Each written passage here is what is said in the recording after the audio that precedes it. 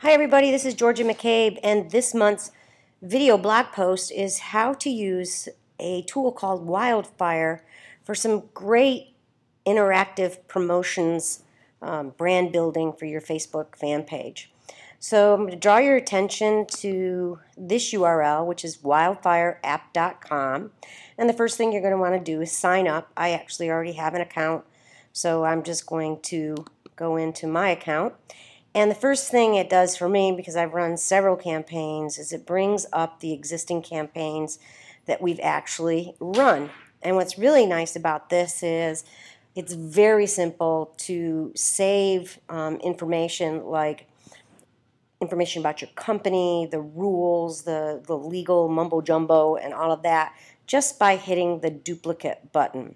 But let's go ahead and take a look at how you would do it. Now, if you were going to set up a new one, you would merely just go to up here, and if you hadn't created a name for your company yet, you would create a company, and it would just ask you your company name. It'd ask you to put in your Facebook URL, and then it would give you an option to select the type of contest that you want to run. So I set this one up called George's Photo, and I'll just show you the type of campaigns that you can run. To build fans, followers, get more subscribers, what you could do is run a sweepstakes or actually have them fill out a form where they would complete either a survey or questions, and you can collect that information. We actually did that once for a client where they sought out their fans to help them name a new particular product that they were coming up with, and it was highly successful. You could run a group deal, and by that what I mean is consumers will all get a deal or a discount based on how many other consumers buy. For the holidays, this would be a great one for you folks to try, which is coupons. And then there's several types of contests that you can run, whether it's essay, photo, video, or you could do a quiz, you could have a trivia quiz, and favorite picks. Now, we're all photographers, so we'll go ahead and we'll do the photo design contest. And instead of doing that, what I'll do is just pull up one that I've already done so that you can get a look at that. And I'm going to edit that. And this will actually take you step by step what you'll see. So the first thing it's going to ask you for is what the campaign name is. Last year we ran a lot of these, the Photographer of the Week contest, and in here we would merely just put in our Facebook URL,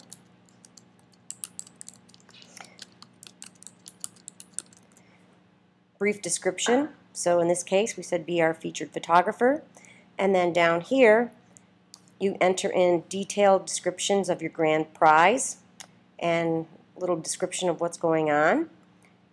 Down here you give the instructions, so we said by uploading a photo to H&H Color Lab Photo and Photographer of the Week, you are aware that photos are displayed in the random gallery, blah blah blah.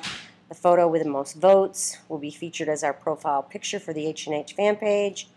So we just give them the instructions and kind of the basic rules, and then many times what we do is we offer up a free product as well, so we would put in the retail value of what that would be.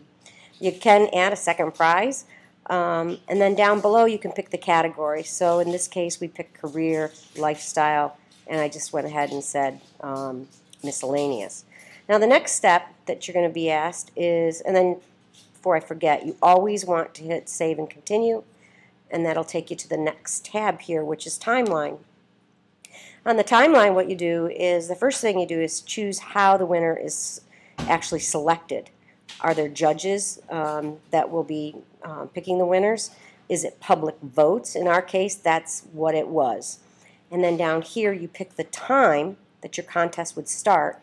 We would always start them on a Friday, so I would start that at 12:01 a.m. and I would finish that on a Sunday evening at basically 12 p.m. Then you have your voting period, and I always kept it the same. And then down here you can limit that people can vote for 5 submissions. You could have 1. There's several to choose from here. Okay. People can vote for submissions with the Vote Now button. This can be changed as well. Thumbs up. I always use the Vote Now. and submissions are displayed according to the most popular and the most recent, or you can have them done in random order. I kind of like that one after going through a couple of contests, is to do them in random order. And then you pick the date that the winners are announced. So we would always announce that on Monday morning, and then the campaign would come offline, usually on a Wednesday or a Thursday. So it's important to note that you pick the right times here. I struggled with this in the beginning, but you know, it's a 24-hour type of clock that you have to look at. The next thing you do is you enter in your entry form information, and this is really easy. There's basically in the photo contest 3 different pages, and you literally just drag and drop. So here I've selected the state, the country.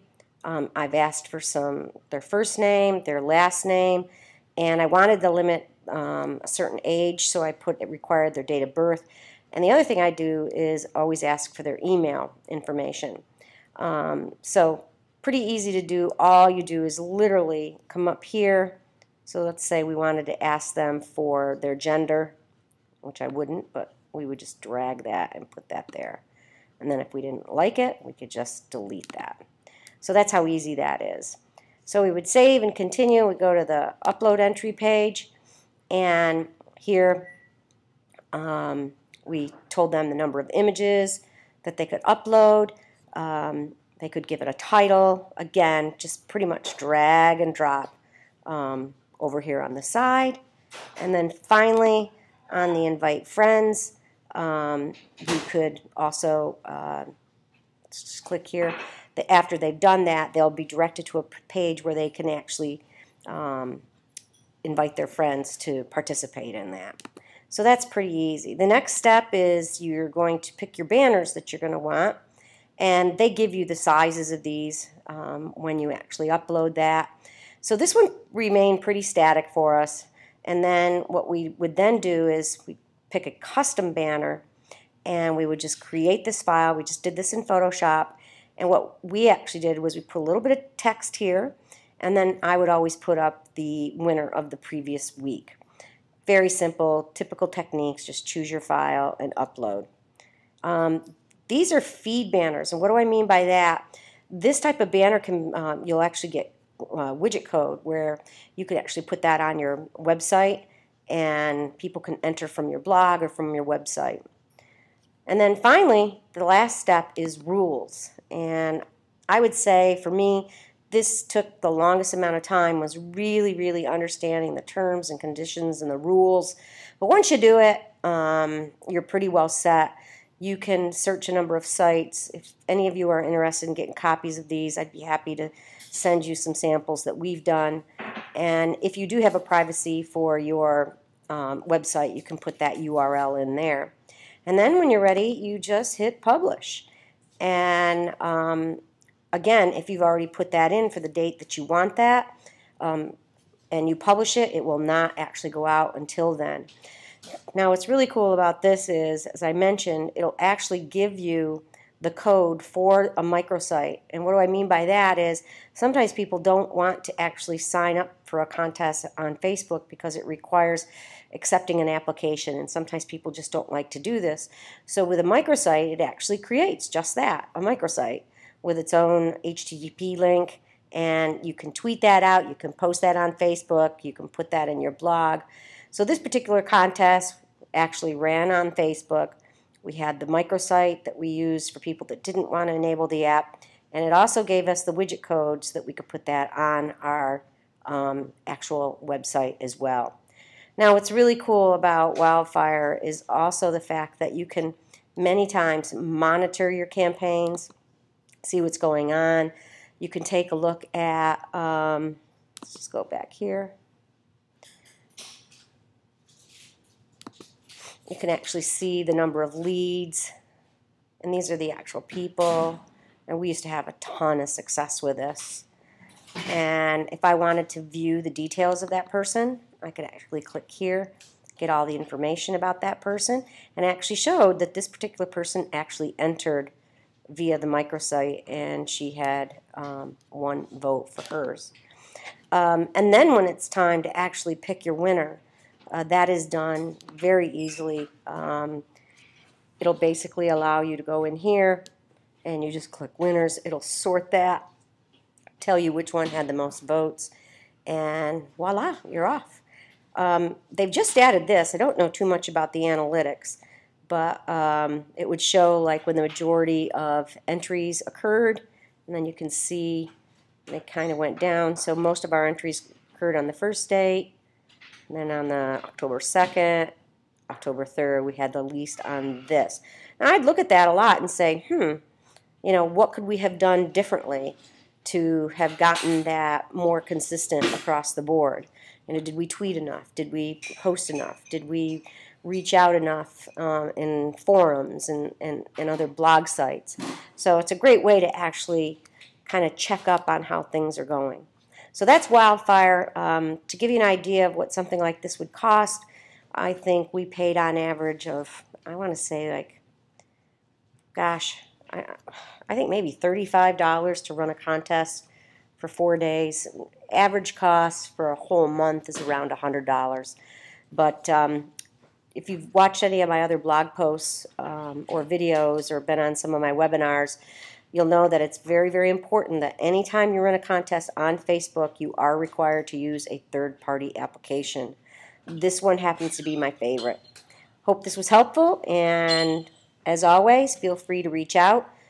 GeorgiaMcCabe.com, Mama Gigi on Twitter, and Georgia L. McCabe on Facebook.